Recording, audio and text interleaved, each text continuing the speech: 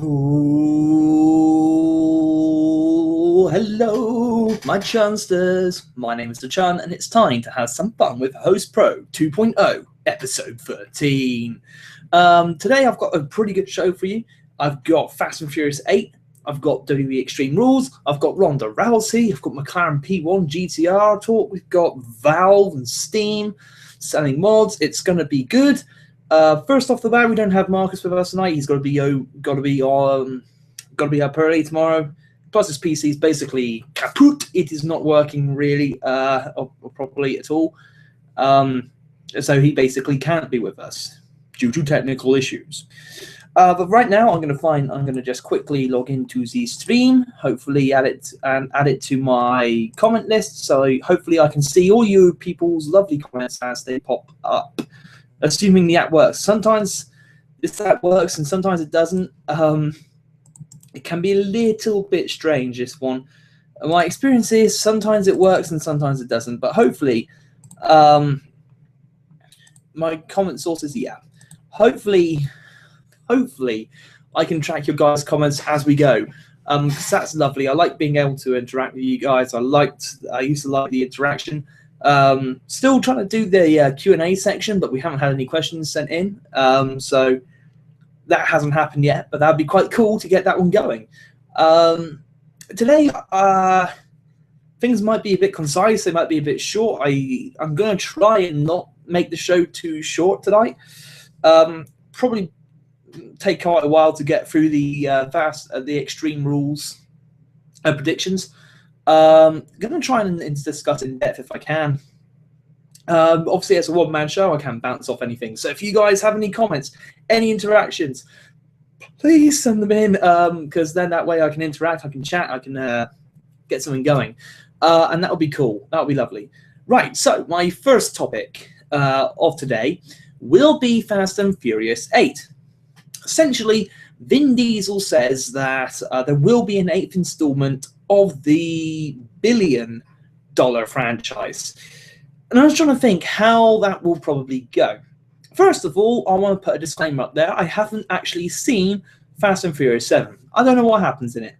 But I do know it's quite epic. Well, I say quite epic. I know it's extremely epic. I know it's extremely emotional for obvious reasons. Paul Walker, having died in real life, this is his farewell movie. Similar to how the Joker in The Dark Knight was for Heath Ledger, and I know that there are a lot of cast, and I've been told, or at least I've heard, the movie is an utter triumph. But like I say, I have no ideas of the plot, so I can't really speculate on how the plot for Fast and Furious 8 is going to go. However, I can probably comment on the feel of it. For one thing, I think it might suffer from Dark Knight Rises syndrome, i.e., it's lost one of its main actors, one of the main characters, Paul Walker, and the character that he plays, he's not going to be there for Fast and Furious 8. And I'm wondering how that's going to affect the movie, because as far as I'm aware, Paul Walker has been in all of them. Except, there was one that he wasn't in, and I'm trying to think of which one it is. I think it's 3. I think it's Fast and Furious 3. It focuses on how they lose Letty in the first place, which is picked up in Fast and Furious 6. And then you got 4, which is Tokyo Drift, and 2 is when Paul Walker and just Tyrese Gibson, and they're going after a cartel and something like that. But I think, if I'm not mistaken, Paul Walker has been all of them except for 1. He didn't play a major role in number 3, as far as I'm aware, or 2 or 4. Sorry, Tokyo Drift. I don't think he was in Tokyo Drift, but he's been there for 7, 6, 1, the installer, and 5. Ever since the series really became uber popular, he's been there, and he's been a major part of the storyline in driving it forward. So I have a feeling Fast and Furious Fast and Furious 8 will do extremely well at the box office. It will no doubt retain all of its epic standing, and it won't.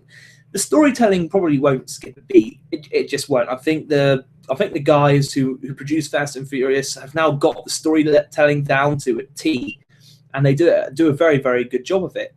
But I am wondering how the lack of Paul Walker will affect the movie. Now there is talk that his brother, I think his name's Cody Walker, wants to get into acting, and he wants to be in Fast and Furious 8. Now,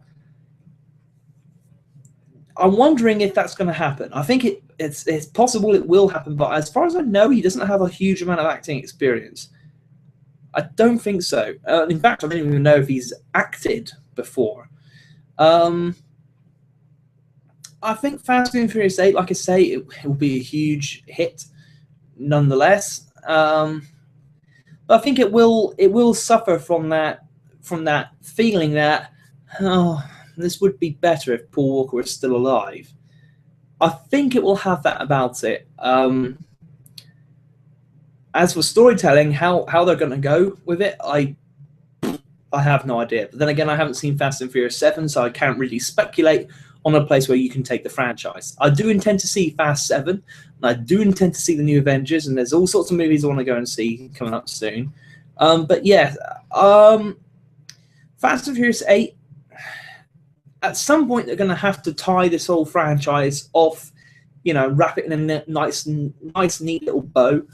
I thought Fast 7 was going to do that, but apparently it hasn't. Apparently, from what I hear, Fast 7 has an open ending, so it can continue on strong and pretty easily. So I'm wondering when they're actually going to wrap Fast and Furious up. I would have thought it would be a good idea to do it with Fast 7 now that one of your key characters, well, he's literally the second main character, isn't he? It's like after Vin Diesel, it's Paul Walker. They're the two sort of cornerstones of the franchise. The two guys at the tippy top of the mountain of the cast. So I did think literally that the movie franchise would actually end with 7, but it hasn't. So it'll be interesting to see how it goes. No doubt I'll be keeping my eyes open for Fast 8, and I'm sure many people will. They know that there will be a Fast 8. But yeah, I am intrigued to see if it takes that sort of Dark Knight Rises type of hit. It's like, how do you top Paul Walker? How do you top his farewell movie?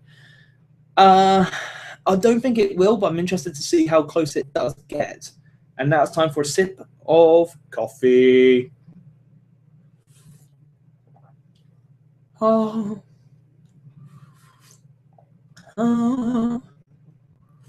In case people didn't know what I was doing, I was going for the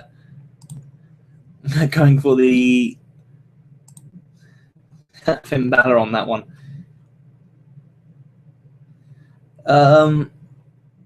Yeah, so that's Fast and Furious 8. So my next topic, I'm going to get the car topic out of the way. See, we've had the Mclaren P1 GTR. I've talked about it on the show in the past. Pretty sure I have. And the thing with the Mclaren P1 GTR is it's like a super hardcore P1, which is like a super hardcore road car as it is. But then they made a track version, and they made it even more hardcore. It's like a hardcore car. This car is serious. However, it is exclusively for track use, and it's not road legal. So, what happens when you make a track-only car? Somebody comes along and turns it back into something for the road, and that's exactly what's happening with the P1 GTR. See, a Hampshire-based company called Land's End is going to be taking people who bought the McLaren P1 GTR's cars, and for those that want it, it's going to be making it so that it's road legal. So you can take your McLaren P1 GTR and use it on the road. I would have thought one of the only real things you need to do is fit it with road tyres and then probably make sure that the indicators work.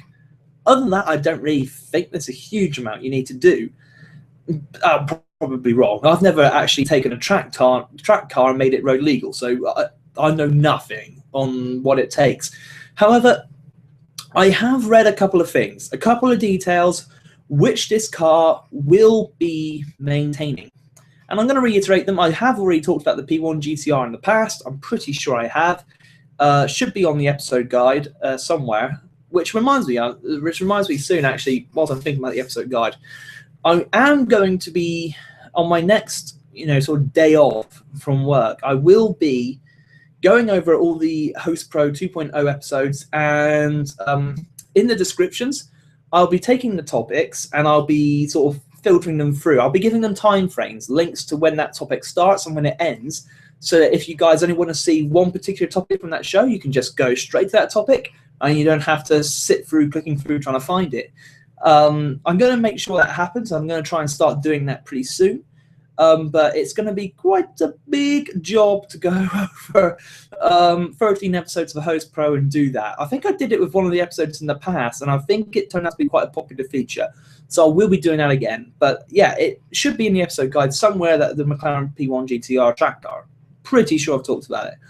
Anyway, the things that they are going to try and keep in this car is the 1,440 kilogram weight, which is huge, by the way. That's about 1.5 tons, I think. Is it 1,000 kilograms per ton? Gonna have to, before I go and say that, I am going to make sure I get it right. So tons, no, not tonners, tons to kilograms, please. Yeah, 1 ton is 1,000 kilograms. So it's almost 1.5 tons, this P1 GTR. I didn't think I was wrong. But yes, it's nearly 1.5 tons. And in that nearly 1.5 tons, you're going to have 986 brake horsepower, possibly more. I've heard that if the customer wants more power, Lansant will be providing you with more power. But if the customer does not specify that, they're going to leave it at the bog standard 986 brake horsepower, because, it's not as if that's not enough. What that effectively means, though, is that you're going to have a power to weight ratio of, I think the quoted figure is 656 brake horsepower per ton, which is colossal. It's huge. That is just off the scale madness. I mean, even the Ariel Atom V8 only has 500 brake horsepower per ton. This P1 GTR is simply insane, and the idea that it's going to be a road car, or that you can have it as a road car, is pretty exciting. And I just think, whoever actually goes and gets their car converted to the road, to being back a road car, the GTR, they're complete lunatics. But hey, if you have enough money and you are a crazy enough loon, why not? Just why not? It should be quite a funny, it should be quite interesting to see how that turns out. I'm sure that's going to be one lively drive on the road, and yeah, that's going to be quite a handful in the corners, I dare say. So we can now move on from the P1 GTR. I only got 3 more topics. Brilliant. Let's sandwich that Valve topic. So I'm going to go with the talk about Ronda Rousey. So here's the thing. At WrestleMania 31. It's well known. There is an in-ring segment involving Triple H and Stephanie McMahon, the Authority, and The Rock and Ronda Rousey. Rowdy Ronda Rousey. Basically, Triple H and Stephanie came out, bragged how they own everything and how we all, they own everybody and we all belong to the WWE, which is obviously wrong. But they went and did that promo. And then out came The Rock. He did his usual thing, just came out, did his usual shtick, went crazy on the mic, entertained the millions of his fans. And then things took a bit of a turn for the worse for Stephanie. She slapped The Rock. He didn't hit her back, got Ronda Rousey in the ring. Ronda and Stephanie had a bit of a tumble. Basically, Ronda stuck her in a pseudo armbar type of thing. Not really sure what it was. She just sort of locked her arm up, but it wasn't really an armbar or submission. Anyway, that happened. And essentially... so yeah, we had that happen, and I think the idea is that we're going to have, just I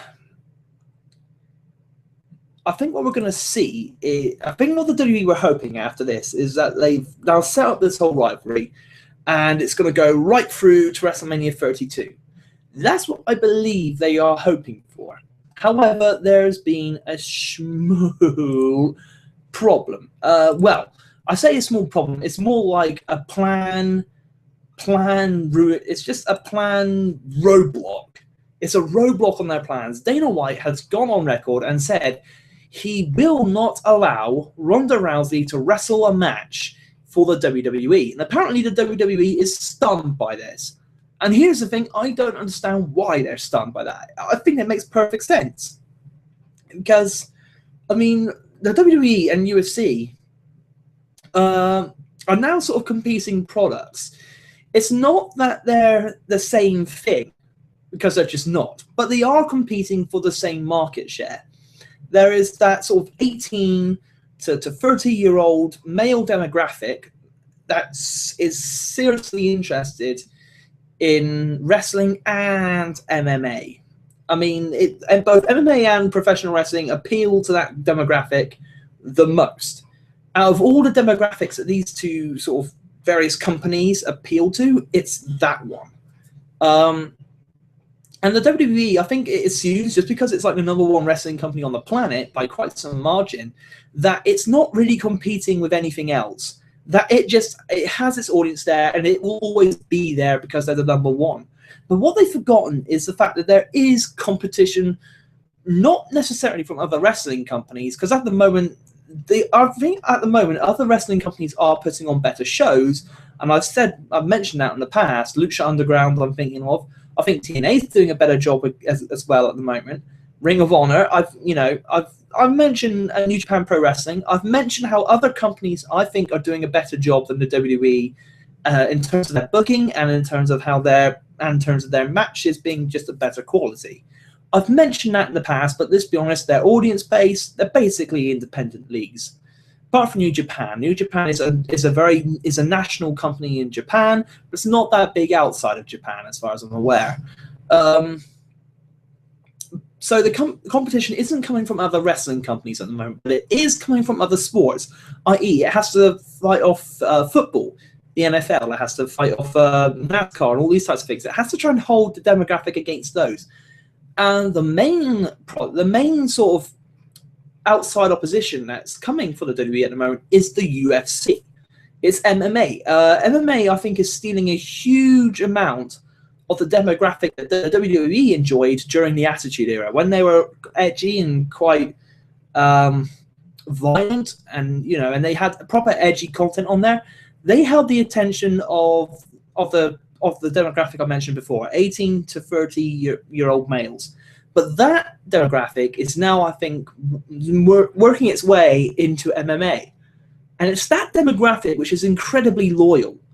And now what it's doing, I think, is it's sending the WWE and the UFC into direct competition. Hence the reason, and that's why I think there's a bit of a bidding war for Brock Lesnar. Recently, before WrestleMania 31, I don't know if you know, but Brock Lesnar's WWE, I'm struggling to say WWE today, his contract came up for negotiation. It was well known, well documented. And it's known that the UFC and Brock Lesnar were in talks about him potentially going back to MMA. It didn't happen, and in the end, Dana White said it really wasn't that close, because I don't, because he reckons because of Brock Lesnar's age and his history of health problems that that Brock Lesnar probably was never really that interested in it, but he was just sort of probably just using it as a way to try and improve the terms on the WWE contracts, which is plausible, sounds legit. But essentially, the WWE were adamant that they were not going to allow Brock Lesnar to do MMA and WWE. Essentially, it was either MMA or WWE. That's the way they wanted it. And in the end, they won, and they've got exclusive rights to Brock Lesnar, who would have been a big money draw for UFC. Make no mistake, the return of Brock Lesnar, former champ, yeah, that's going to be big business for the UFC. That didn't happen. I don't think Dana White's sore about it at all. I really don't think so. I doubt he really cares that much that he doesn't have Brock Lesnar there, just because I think, well, like he said Brock Lesnar's is getting older now. He's got a history of health problems, and chances are his fights wouldn't have been as competitive as they were the first time around. He's also managed to steal CM Punk from out the WWE's nose. Sort of out of the WWE's nose. I mean, let's be honest, CM Punk was never going to re-sign with the WWE, but he has signed CM Punk, and he's obviously going to carry over a fair bit of the wrestling crowd with capturing CM Punk, as a lot of people, I think, will be interested to see how CM Punk does in his first fight. I've kind of gone off topic here from Ronda Rousey, but the point is this. The UFC and the WWE are competing products. Now, I was quite surprised that Ronda Rousey did an in-ring segment at WrestleMania 31. I was really surprised by that, and I didn't think it was going to happen. And there are a couple of reasons I think it did happen. One, because I don't think they announced that Ronda Rousey would be there. It was just an in-show surprise, hence the reason why it became such a big WrestleMania moment. And two, because it's with The Rock, and it was done partly to promote Fast 7. And The Rock, and it's well known that The Rock and Ronda Rousey both are in Fast 7. So I think it was done partially. I think it is business that the UFC allowed to happen because it helps promote Fast and Furious 7. And I dare say the movie studio behind Fast 7 sort of had. I think they probably had a vested interest and probably had a say in making that happen. And the UFC basically allowed it to happen as a one-off. But I think the WWE, being quite naive, thinking that they're the kings of entertainment, probably thought, oh, well, we can just have Ronda Rousey whenever we want, which really isn't the case. I mean, they don't have Ronda Rousey under contract, so why they think they can just book a Ronda Rousey match against Stephanie McMahon and think everybody's just going to be cool with it, I don't know. This might be a kick in the balls for WWE, realizing that actually they don't own everybody and they can't just have Ronda Rousey appear whenever they want because she's not under contract with the WWE. But the point is, I think this was done more to promote Fast 7 than it was to make WrestleMania. I think the WWE obviously knew it'd make a brilliant WrestleMania moment. But yes, I think this is probably only allowed to happen to help promote Fast 7 and as just this particular one-off. As it pertains, and that's why I believe that if they wanted to do it in the UFC, the WWE would probably have to allow The Rock to appear on MMA programming. But because MMA is more of a set fight, it doesn't do promos really. I mean, well, it does, but it's not like wrestling, really. It's not like you could just have, I don't know, The Rock turn up and do a shtick in the UFC octagon. The crowd probably wouldn't be up for that because they want to see MMA. They want to see fights. That's what they want to see. But the crowd in wrestling, they're used and conditioned to promos and to entertainment. And so that tie-in that Ronda Rousey Rock sort of joint promotion of Fast 7 works better in the environment of wrestling, and that's why I think you saw that happen at WrestleMania, because it's a bigger platform, more promotion for the two stars, and that's that basically. As for the actual match, WWE then suddenly thought, oh great, we can have a match with her. No. That was never going to happen because that's not really going to help promote Fast 7. It's not exactly in Dana White's interests to let his talent go and just wrestle matches when, I mean, I don't know. I don't think Ronda has any actual professional wrestling training, so there's a chance she could get injured working a show and making money for a company that's got nothing to do with the UFC. I mean, if every angle when you think about Dana White and the UFC's interests, they have literally nothing to gain by letting Ronda Rousey work a match with Stephanie McMahon. Nothing. They're not going to get any financial benefit from it. They're not. I mean, they probably won't get a huge amount of exposure. I mean, they've already got enough exposure, I think, and they're a growing company. Having Ronda Rousey wrestle a match at WrestleMania 32. Not going to do a huge amount of extra boost. I mean, people already know Ronda Rousey as a major star. They don't need her to go and wrestle a match to make her a bigger star to help promote her fights in the UFC. That just doesn't need to happen. They as far as they're concerned, not necessary, you know. So that's what I think as well.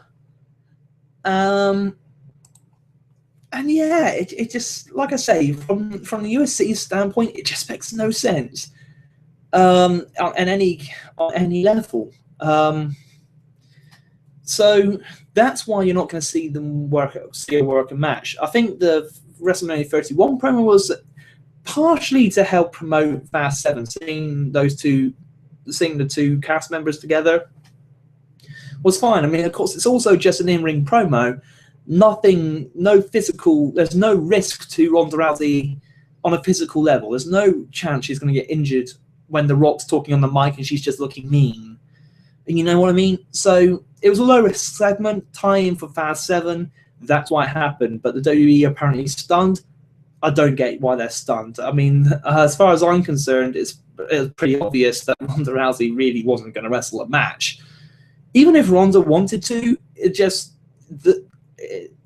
as far as I'm concerned, Ronda and the WWE have very little bearing. It was whether or not the UFC were going to let her do it, and let's be honest, it makes no sense for the UFC to let her do it, so it's probably never going to happen. That's my take on it, and like I say, I think the WWE is going to have to start to realize that actually you can't just do what you want just because you're the WWE, and you're going to have to start paying attention to the fans and where your fans are disappearing to. Because as I've said before, I think that company is actually currently losing money. And they need to think about that. And they need to think about how they can improve their product a little bit. Because at the moment, it's just not quite entertaining enough. Now about exhaust that topic. So up next, I'm going to sandwich two wrestling topics together with I'm going to sandwich this topic in the middle of the two wrestling topics. We have modding. PC gaming. This is a huge business. We know, I think there are about, I can't remember the quoted number. I mean, there are hundreds, I think if not thousands of mods for Skyrim alone, just that one game.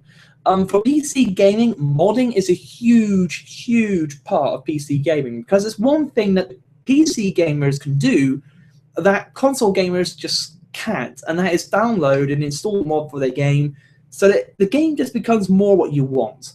One example, recently F1 2014, a 2015 mod was released for the game. So you got all the 2015 cars and drivers and an updating handling engine on an old game. And like I said, it has become quite huge. I mean, for every PC game out there, probably a mod for it. I mean, some of the best mods that I've seen. Like I say, I mean, I've got Total Extreme Wrestling right now. I'm currently playing a mod, which is The Real World from 1997. That's just a mod for the game. You know, that somebody's gone around and created all of the thousands of workers and the thousands of arenas, and that's a modder's work. For those of you who watch my channel, I've got the Ring of Honor Let's Play going on Total Extreme Wrestling 2013. That's another mod for that game. You know, that's two examples right at the bat. I will probably play a modded scenario on Train Simulator at some point in the future as well. and of course on Train Simulator, it has a facility where you can build and mod whole levels of the game. You can basically mod the game to build your own tracks, and your own scenarios. That's another example of modding. On, was it Shogun or Medieval? It's one of those two. It's a Total War mod that allowed you to do Lord of the Rings Total War. You know, it was a Total War mod, but with Lord of the Rings and Lord of the Rings armies, and it had huge numbers of Lord of the Rings armies, huge of them.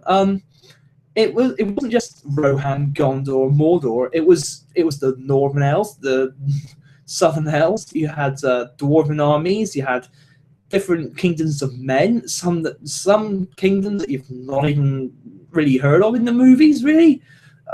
Well, you have heard of them, but they're minor references.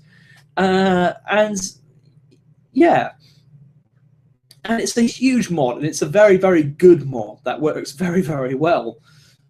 You've also got, like I said, the hundreds of mods of Skyrim, like the nude mod. You got, I mean, Minecraft as well. That's a massive game for mods. Essentially, the modding community is huge, and it's one of the major advantages of being a PC gamer. Because if you buy the game, and say you just don't really like it a huge amount, and you think it could be better if it was, and you think to yourself, well, what if you just play like Medieval 2 Total War? You're playing it and you're thinking, this is good. I really wish they'd make a Lord of the Rings game like this. Well, you can download the Lord of the Rings mod, and there you go, you've got that. You don't have to wait for somebody to go out and create the game. You can just go out and buy the mod because you're guaranteed that somebody else has had the same thought as you. There's all sorts of things. I know Operation Jurassic Park, Operation Genesis, that had a huge modding community when it was out. Just new dinosaurs, new sounds, new skins, new buildings, everything. Kerbal Space Program, another game that's awash with mods. If you watch Jacksepticeye, which you probably do if you're watching my channel, you probably watch Jacksepticeye because he's huge. His Kerbal Space Program Let's Play has huge numbers of mods on it. So, like I say, it is huge. And now, I think Valve is looking. I just saw a flash out of the corner of my eye. What was that? No idea. Yeah, so Valve is looking to capitalize on the massive modding community that's out there, and they are looking to. And what they're going to be doing is letting professional modders. I think you have to prove that your mod is past a certain standard, because some mods aren't good. There are some mods out there that just don't work, and anything just ruin the performance of your game and don't really give you anything back. There are mods like that. There aren't a huge number of mods like that, but there are some which can cause the game to crash just because it doesn't agree with the mods. So I think you have to prove that your mod is up to a certain standard and that you have a proven track record of modding games before you become. I think it's only a certain number of modders that are going to be allowed, certain modders that are going to be allowed to do it. But essentially, you can sell your mod on Steam, and it's for any game that's on Steam, like Skyrim, for instance. And because it's on Steam, you can be guaranteed this mod is approved and that it works. But as well, you have to buy the mod. Now, whilst I'm on two sort of mindsets about this. One is it's kind of bad business now to suddenly make people pay for something they could have got for free before.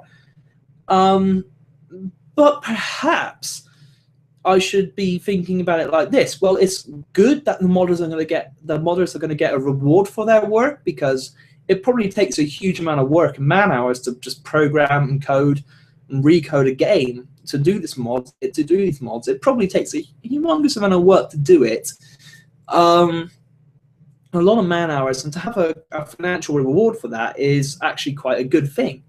And also, I think it's also good in the sense that it will give more people access to mods. More people who are new to modding are probably going to have a more user-friendly or newbie-friendly way of getting into modding their games, and this is going to give them a chance to mod their games in a way which in a way in which they can trust as newbies, you know.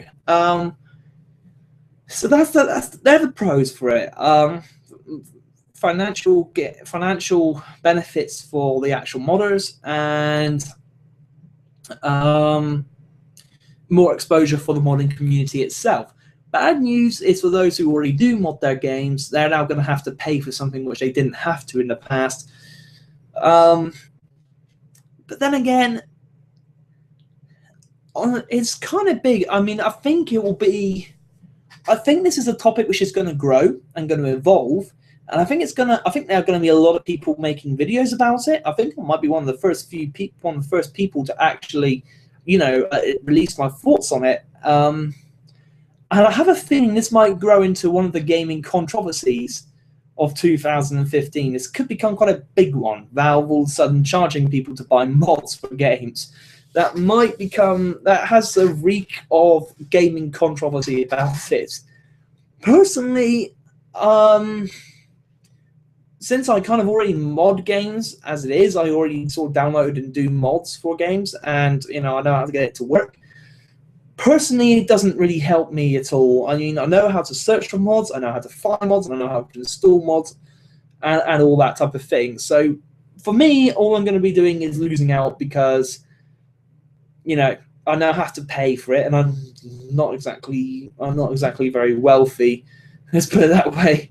I'm just not just don't have enough money to go around buying mods.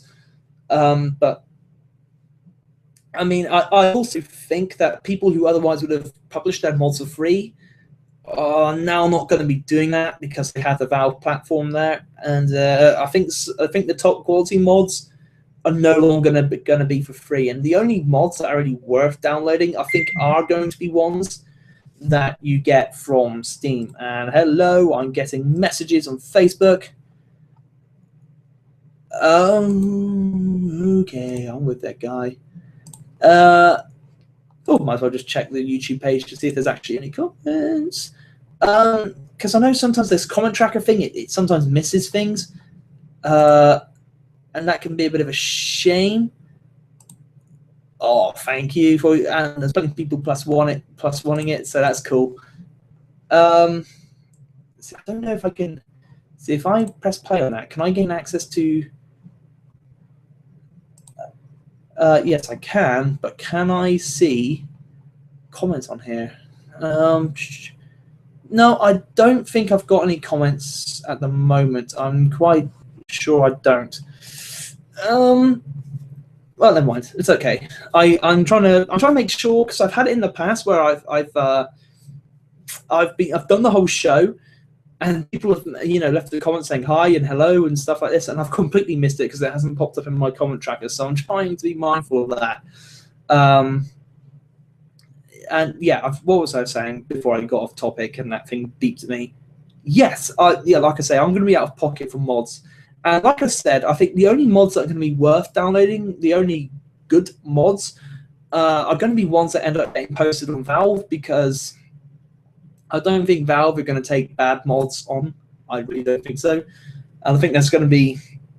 I think the way it works is you submit a mod to them, they test it to make sure it's good, and then it works, and then it goes on. So I don't think you can... I don't think anybody and everybody can just post mods and say, yay, mods, because then that could hurt Valve's reputation if it doesn't work. So, like I say, I think the only good mods that you'll be able to get are going to be the ones on Valve, and that's going to leave me a bit out of pocket. And it just seems to me another way for the gaming industry to squeeze more and more and more money. That's another avenue people can go down and squeeze just a little bit more money out of us. I mean, the gamers are some of the worst looked after customers on the planet, and yet they're some of the most loyal. I mean, people are being paid, having to pay more to pre-order their games, and they get nothing much in return other than just an extra download code for a special character. That's like, oh, that's squeeze more money, because they know people are going to pre-order the games because people want the full thing. They want to try and gain the whole experience that the game has to offer. So they're going to pre-order that game with just a little bit more money. They go squeeze more. Oh, we're going to withhold some content from you so we can release it to you DLC. Squeeze, wring out the cash. Oh, Jesus. Yeah, like I say, it's just they keep on finding ways, like make you pay for online, make you pay to go online, and you're going to want to go online because you're going to want to play with your friends, so just wring out that extra little bit of cash there. You know, I think gamers are some of the most abused customers on the face of the planet. Could you imagine if, like, car companies did that to you? Like, let's say, just say, for example, you bought yourself a brand new BMW 330. You paid top whack. You paid the full 35 grand for this brand new BMW, and you thought you were getting the most you could get from it. However, no. If you want to use the sat nav, you're going to have to pay an extra £5 a month. Otherwise, that sucker ain't going to work. God, just ring the BMW's ringing cash. And then that type of thing would go to trading standards and be like, wait, you can't put a gadget on a car and then tell people they're going to have to pay to make that gadget work. They pay for the car, which means the gadget that's on that car should just work. And that's how other companies would. That's what trading standards would do. They'd be like, no, BMW, you can't do that. And then they'll be like, oh, wait a minute, we haven't quite finished this car. You know, here's an extra little thing or two that the car is going to have, but you're going to have to pay extra for it now because they didn't put it on the car when it was released. You know, but this is an update for the car, but you're going to have to pay more. You know, I mean, I think people are just going to be. I think trading standards be onto that and just be like, you can't really sell people a car claiming it's a full thing and then like, oh look, no, sorry, we haven't quite finished yet. Here's an extra thing or two that your car was that the model you had is supposed to have, but we're going to have to make you pay extra for it now. Don't think they'd get away with that. But gaming companies get away with it all the time. Like special editions with just pointless crap in it. Like the Call of Duty will make you pay something like no, 2K15 did that recently. They did the Hulkamania edition of the game, right? And literally, the only thing I'd want from the Hulkamania edition is Hulk Hogan to play Hulk Hogan. You know, that's all I want from that special edition. But I think they sold that thing for $150, and I think it has a picture book in it of Hulk Hogan and his career, a piece of canvas, like I think it's 1 square centimeter of canvas from Hulk Hogan's birthday show. That's it. And there was something else in there. I mean, it's just pointless crap. It's like you're buying a game with a square centimeter of canvas, a picture book, and something else I can't remember. It just uses tact. What's so great about owning a square centimeter piece of WWE ring? It's completely pointless. It's just in there so they can whack the price up on that game. And it's just horrible. It's just, and people went and bought it. It's like, why? Why do you buy that? It's just, like I say, I think the gaming customers are some of the most abused customers on the planet. But they take that abuse and keep coming back for more. And I just don't get it, really. I don't. They constantly get to do it. They are getting to, like I say, they are getting away with it, and people are definitely going back and buying the games. That's for sure. And then it's not hurting their sales at all. So, yeah, that's certainly the way of things. Yeah, I think it's kind of bad that this practice sort of continues to happen. But hey, never mind. I can't really do anything about it. So I still haven't got any comments. I'd love it if guys could just like leave comments and just like we can have an interaction and be a cool interactive podcast show. I'd love that. I'd love to do that. Get that type of thing going. I also want to whilst I'm thinking, whilst my brain's firing off in like millions of different directions, I'd love to be able to just like update the image of the show, like put in like an overlay and a graphic, and learn how to really exploit Hangouts to the fullest, so I can just create the best show I possibly can. Because I'm getting more subscribers now, and I feel like I need to try and up my game a lot, because I feel like with more subscribers, it's the Spider-Man thing. With more subscribers comes more responsibility, and I feel like I need to try and make my show better. I need to try and certainly cater and put out more content for my fans, for the subscribers out there, because you guys deserve it. As a big thank you for subscribing to me, you deserve content. You deserve the content to be as good as it can be. So I do need to try and try and do some research and try and get the show up to the standards that I think it really should be. I'd also quite like to go out and try and get some guests on. That'd be kind of cool to go out and get some extra guests for you guys, because I think that'd be nice to just have some special appearances from certain people. Like I say, when I think of special guests, I'm thinking big.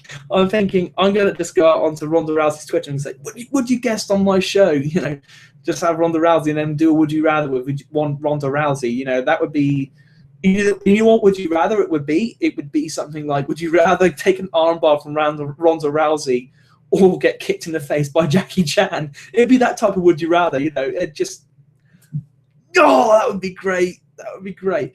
Anyway, back on the show.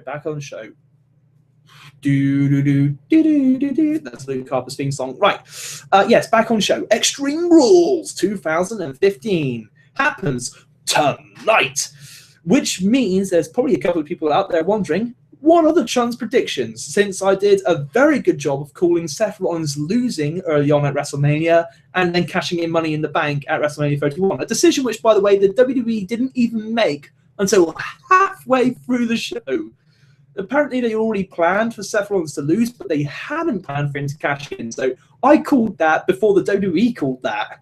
So I'm guessing there's a couple of guys out there who want to see if I can keep my hot streak of great predictions going for WWE Extreme Rules 2015. Now, here's what I've gone and done. I've gone and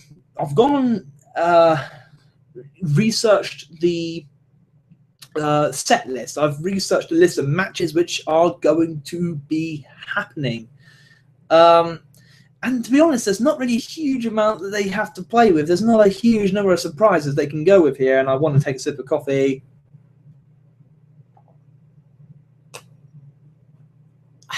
Right. I'm right into this thing. God, that's getting cold now because I haven't drunk it, and it's been like 50 minutes of podcast. So, okay, right. On the kickoff show, we're going to see... Really? They're doing a tag team match on the kickoff again?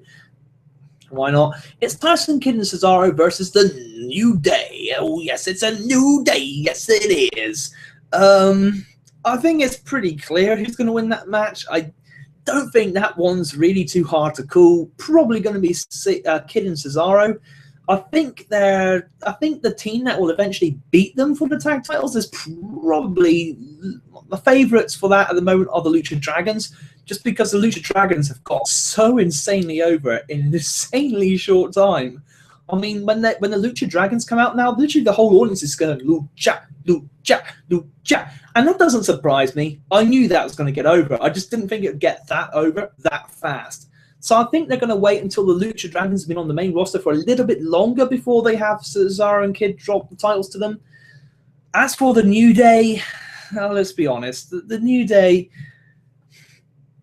I applaud you. I applaud the WWE for trying to get these guys over, but come on. I mean, the New Day, I mean, here's the thing, right? ROH wrestler Cedric Alexander went and said the portrayal of the New Day is extremely racist, i.e. having them come out as choir boys, to just random choir music, having them clap and be ultra positive, and like, I mean, I agree. It seems like a stereotypical black thing, and I don't really think in this day and age that we need to be seeing stereotypical black gimmicks. I mean, the days of that are over. And it's been shown in the way that the fans rejected the New Day. So as a result, with the New Day basically being not that hot at all at the moment, and Cesaro and Kid actually basically, I think Tyson and Cesaro have been quite well received actually as a tag team. I think it makes sense for the WWE to go with Cesaro and Kid, and I'm pretty sure they will. I'd be Hello, Sarah Khan. How are you, sir? Oh, it's hello. Could be German. We have, yes, like I said, I think it's extremely unlikely that we're going to see the New Day walk out of Extreme Rules with the Tag Team Championships. Well, hang on a minute. That's interesting about this comment. That's popped up 2 minutes ago. There might not be such a huge delay on the YouTube now. That's interesting.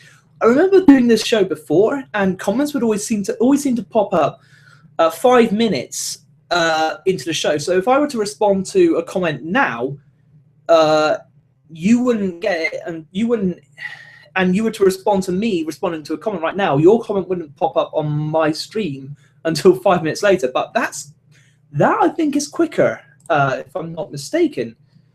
That seems to be something. That comment seems to have popped up a lot faster. So hopefully YouTube has worked on the what's the word? Immediacy of comments popping up here, so I can actually interact with you guys on a more live basis. That'd be really cool if they have done that. I hope I'm not just wrong about that. But yes, hello, Sarah Akan. Next match we have for Extreme Rules. Where is it gone? Here. Yes. We have the WWE Divas Championship match. Nikki Bella versus Naomi. So apparently this heel run that Naomi's going on was planned for AJ Lee, but AJ Lee then retired. So it's not going to be AJ Lee anymore, and it's been given to Naomi. I don't think it's going to... I mean, it's interesting because I think Naomi's it's been stuck in a bit of a rut as of late in the WWE, and I think it's an interesting way to try and get her to go somewhere of note. As for this match, it's too soon. I don't think she's over enough yet to actually carry the Divas division on their back. Remember, the champions of the company are basically the cornerstones of that company. I still see them as the cornerstones. And Naomi is not big enough yet to carry the Divas division. And depending on, I mean, I could be wrong, but I doubt she ever will be. So I would imagine Nikki Bella's going to get the nod here and get that win. Like I said, I mean, Nikki Bella's a bigger star than Naomi, basically. She's on Total Divas, more marketable, I think, at the moment as a character, and there's also the fact that she's, with old John Cena, and I think people know that John Cena has quite a fair bit of influence in that company. So I imagine the being with John Cena, the fact that she's a bigger star, will carry Nikki Bella through and will mean that they continue to keep the Divas Championship on Nikki Bella. Now, people, I think, are also wondering, well, why isn't Paige in this?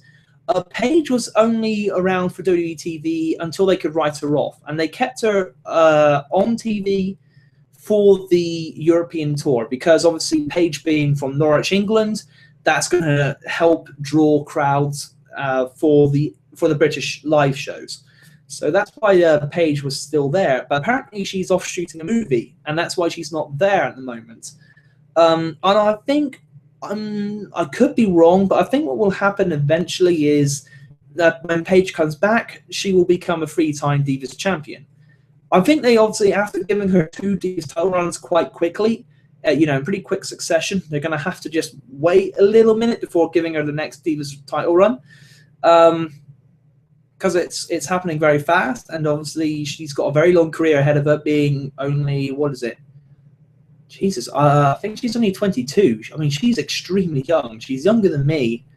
So obviously she's got, if she wants to, she can have literally another 10 year, probably, 10, that's short. If she wants to, she can have like another 15-year career ahead of her in the WWE. So obviously they need to try and space out the achievements a little bit. But at the moment, like I say, Naomi's heel turn came too quick. It's not over yet as a character, so I think they're going to stick with Nikki Bella. I'm pretty sure Nikki Bella is going to win that match. I'm positive. I am very, very, very positive about that. I feel that is, yeah, I'm sticking with Nikki Bella. Oh, okay. Then we have Dean Ambrose versus Luke Harper, the Chicago Street Fight. Oh, okay, that's going to be a tough one to call. So how are they going to go with that one? Well, here I think this is going to be one of the matches. I mean, let me take a look at the other matches on the show a minute. Yeah, I have a funny feeling this is going to be one of those matches which could potentially steal the show. This could be one of the better matches on the cards because Luke Harper is an incredibly good wrestler. He is insanely good for a big man. I mean, you just don't expect to see a guy of Luke Harper's size pulling off Hurricane Runners and suicide dives. It just, I mean, not since The Undertaker. I mean, The Undertaker is the only guy who I think gets close to Luke Harper's natural in-ring ability. I think Harper is quite possibly the best big man I've ever seen in the ring in terms of his ability in terms of his wow move ability. Like I say, The Undertaker a very close second, but I think The Undertaker was a little bit more limited in the ring. I mean, Undertaker doesn't do Hurricanranas. I mean, he does suicide dives. But yeah, I mean, that's a different debate. We don't need to have that at the moment. And then you've also got Dean Ambrose, who has a very strong in-ring style, very good worker, very good seller, and is very innovative in the ring. So I have a feeling this is going to be a very good match. And then you throw weapons into rings. Obviously, this is a rivalry that they've built off of the back of Luke Harper powerbombing Dean Ambrose through a ladder at WrestleMania 31. And that bump's going slightly wrong. So they've created the rivalry around these two. Not that over a rivalry, I don't think. I mean, I haven't felt personally all into this rivalry, but I am looking forward to the match. As for who's going to go over, that's difficult. I mean, I've predicted two heel sides to go over, and I think Dean Ambrose is going to get the nod in this one. I think Dean Ambrose just still has too much star quality over Luke Harper for them to really job Dean Ambrose to Luke Harper. I don't think that's going to happen. I think Luke Harper is going to be doing the job for Dean Ambrose. Dean Ambrose is going to win. And I also say that partially because Dean Ambrose is one of their biggest stars, but he's sort of being underutilized at the moment. And I think after he did the job to Bray Wyatt in the ambulance match and put Bray Wyatt over to build Bray Wyatt for the Undertaker match, and he also got involved in the Intercontinental title storyline, didn't get that over in that one. And he was over in that match. He was a very big part of the hype of that match, but then again came up short. I think it's time that Dean Ambrose gets the nod and gets put over. And I think after this match, Dean Ambrose will get put over because I think the WWE knows that Dean Ambrose is very popular and is a very good wrestler and a very good night worker. And I think they also understand that they do need to try and get Dean Ambrose some momentum going again. And I think after that, a pretty spectacular match with Luke Harper, this match will probably steal the show. And I think it will be Dean Ambrose as the winner in order to get him some momentum going. Or at least that's what I believe. That's how I see that one going. I think it will be one of the better matches on the show, though. That's one thing I'm pretty sure of. John Cena versus Rusev. Well, I don't know. I hate to say it's obvious, but I'm pretty sure it's obvious that John Cena is going to win. I mean, Rusev. No, I'm sure it's going to be Cena. I'm sure they're going to have him keep the title for a while. Who's going to drop that to? I have no clue, but it's too soon for him to drop the title. So I'm pretty sure it's going to be Cena. Not really a huge amount to say about that. I mean, it's John Cena. So, yeah. I'm pretty sure that one's going to be Cena. Not really much we need to say about that. And then it's Dolph Ziggler versus Sheamus in a Kiss Me Arse match. Wait a minute, is it actually listed as Kiss Me Arse? Yes, it is, because it's Irish. I don't know. That one's real 50-50. I'll tell you what, let's leave it to the fate of the dice. If I roll an even number, it's going to be Ziggler. If it's an odd number, it's going to be Sheamus. Oh, even number, it's going to be Dolph Ziggler. Yeah, Dolph Ziggler is turning into a bit of a John Cena of the mid-card. I think Marcus has made that point in the show before. If ever there's a mid-card match, they seem to be relying on Ziggler to carry that mid-card. Yeah, so I can see that happening. I will point out, I wouldn't be surprised if Sheamus won that. I mean, that one really is 50-50. The dice says it's going to be Dolph Ziggler. So, I don't know. This prediction goes to the dice. It's going to be Dolph Ziggler. But I think it's going to be a close fight. And yeah, I mean, Kiss Me Arse match. Not really very extreme, is it? Whatever. I mean, obviously, it's not something anybody would want to do.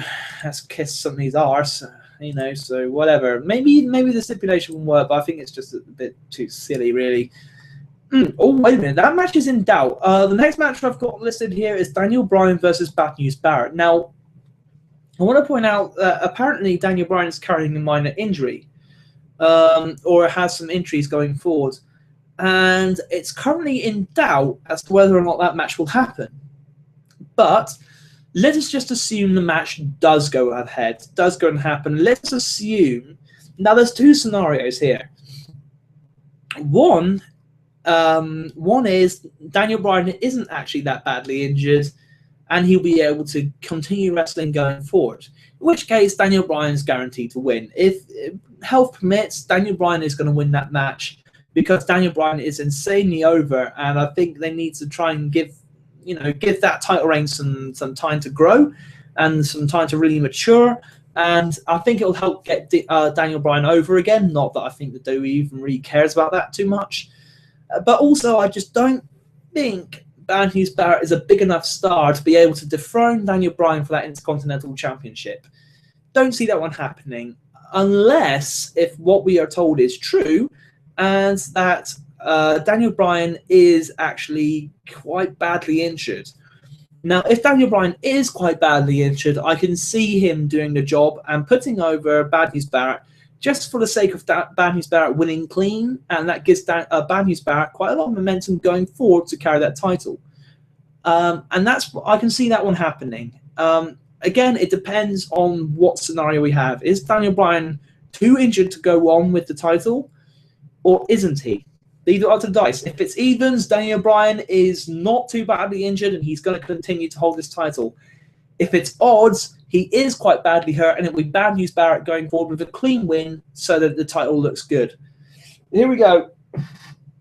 It's odds. Okay, so the dice has told us that Bad News Barrett is going to be winning this match because Daniel Bryan is too injured to go on with the title. Okay, like I say, it's 50-50. That one's literally down to Daniel Bryan's health. I mean, at the moment, I'm hearing the match might not even happen. So that's why I said the dice. I mean, obviously, if he's healthy enough, I think Bryan will win. If he isn't healthy, Bad News Barrett will probably win. Because I don't think they want another title being vacated and being left in the air. I think they want to try and keep some momentum going on the Intercontinental title now that they've actually got some momentum going for it. Yeah, so Bad News. So assuming that we're assuming the dice is correct, Daniel Bryan's injured, Bad News Barrett gets the win there. And then we have Roman Reigns versus the Big Show last man standing match. Do we really need to discuss this one? Do I really need to talk about this one? Really? Shouldn't have to. I mean, after Roman Reigns lost, well, let's be honest. The WWE sees Roman Reigns as the future cornerstone of their company, the guys who carry that company going forward. And I think what that means, and they had him lose at WrestleMania. So, and I'm here, and I've heard a possible rumor that Roman Reigns is going to get involved in the Randy Orton Seth Rollins program somewhere down the line, and so they're going to need him to look strong for that. So I'm pretty sure it's going to be the Big Show. I mean, that's just pretty cut and dry, to be honest. Then we have Seth Rollins and Randy Orton. is the only one left. Now, I'm pretty sure Seth Rollins is going to win that one through some authority interference. Yeah, and I think it'll be a good match. Again, by the way, I mean the match at WrestleMania was good, and I think that one will have quite a fair bit of gravitas about it. But I think Seth Rollins is going to win, and that's that basically. I also really need to go to the toilet right now. Anyway, I've done all my topics, and like I say, I am really holding this one in now, in a bad way, and I haven't got Marcus to just carry the show for a few minutes. Done all my topics. Thank you to Sarah and Akan for your comment and helping to contribute to the show. And like I say, I am hoping to be able to do a Q&A section of the show in the near future. Hopefully, with enough subscribers, we can make that happen. But like I say, I'm having to cut the show short due to the fact that I really need to go to the toilet and I can't really keep the thing going any further. But thank you very much to everybody who watched. I think the show's emerged quite nicely there. I mean, the last two matches on Extreme Rules are fairly cut and dry. So yeah, thank you very much for watching, and I hope to see you next week for our Host Pro 2.0 episode 14.